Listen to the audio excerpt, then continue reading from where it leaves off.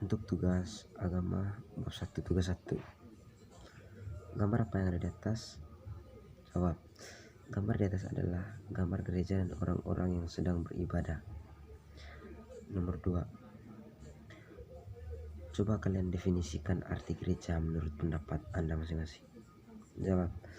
Menurut pendapat saya, gereja adalah rumah Tuhan dan juga tempat beribadah dari agama Kristen, yang dimana di dalam gereja umat akan mendengarkan ajaran-ajaran tentang Allah. Nomor 3.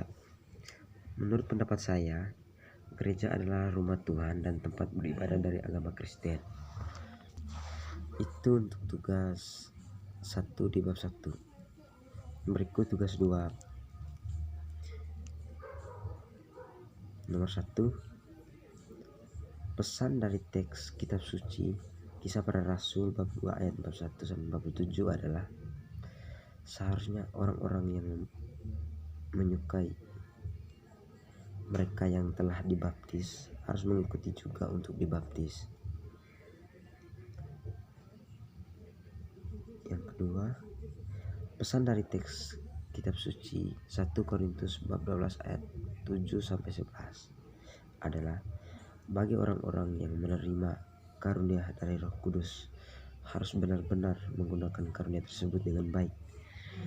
Yang ketiga, pesan dari teks kitab suci 1 Korintus bab 12 ayat 12 sampai dengan 18 adalah walaupun di dalam tubuh memiliki berbagai anggota, tetapi anggota-anggota tersebut semuanya bermanfaat.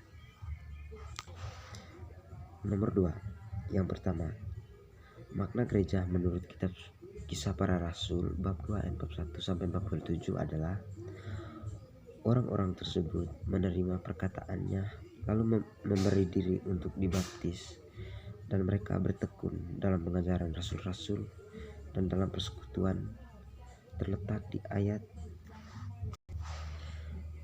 Yang kedua, makna gereja menurut 1 Korintus bab 12 ayat 7 sampai dengan 11 adalah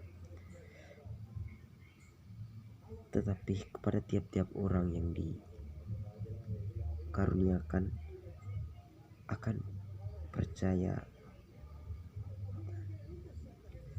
akan pernyataan roh untuk kepentingan bersama terletak pada ayat ke-7. Itu untuk tugas 2 bab 1. Yang berikut tugas 3. Nomor 1. Apa isi dokumen tersebut? Jawab. Isi dokumen tersebut adalah tentang gereja. Nomor 2. Apa makna gereja sebagai umat Allah menurut dokumen tersebut? Jawab. Makna gereja menurut isi dokumen tersebut adalah Roh Kudus yang menguduskan gereja dan umatnya. Nomor 3. Apa ciri-ciri gereja sebagai umat Allah menurut dokumen tersebut? Jawab. Adalah umatnya yang satu, kudus, katolik, dan apostolik. Nomor 4. Apa dasar dan konsekuensi gereja sebagai umat Allah? Jawab. 1. Dasar gereja sebagai umat Allah. Yang pertama, hakikat gereja sendiri adalah persaudaraan antara kasih, sebagaimana jelas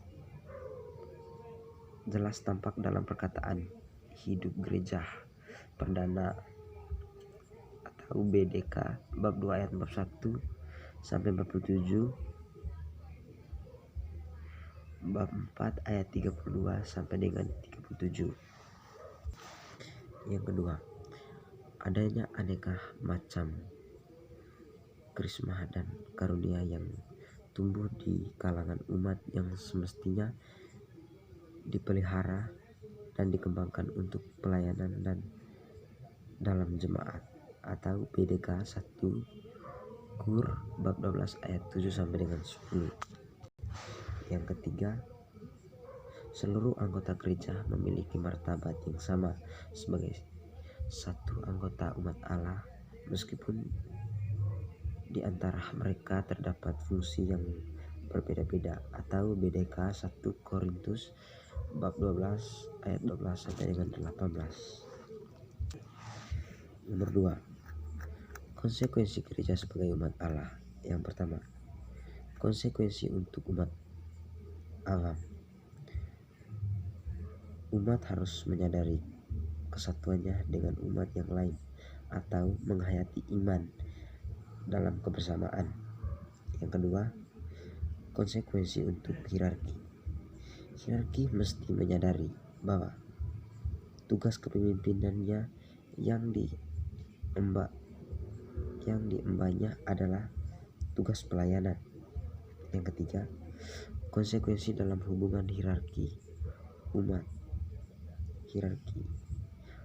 Hierarki harus memandang umat sebagai partner kerja dalam membangun gereja, bukan sebagai pelengkap penderita yang seolah-olah tidak berperan apa-apa. Yang keempat, maka gereja menurut 1 Korintus bab 12 ayat 12 sampai 18 adalah terletak pada ayat 12 sampai dengan 13.